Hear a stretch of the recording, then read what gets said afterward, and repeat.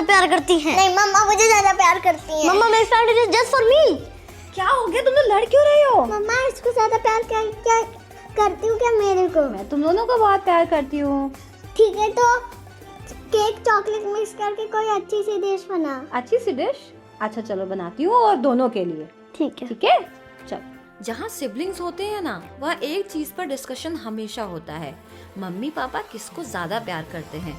सच बोलूं तो मेरी और मेरी बहन के बीच में भी कुछ ऐसा ही था, और मुझे तो बचपन में यह कहकर भी चिढ़ाया जाता था कि मम्मी तो तुम्हें किसी हॉस्पिटल से उठाकर लाई हैं। बस फिर क्या, मेरा गुस्सा और भी बढ़ जाता। लेकिन जैसे जैसे बड़े हुए ना, समझ आ गया कि ये सब तो बचपन के छोटे छोटे मजाक थे। आज भी हम चाहे कितना भी लड़ लें झगड़ लें, लेकिन सच तो ये है, सिबलिंग्स के बिना लाइफ अधूरी अधूरी सी लगती है। ये है तो मुश्किल और ना हो तो मुश्किल।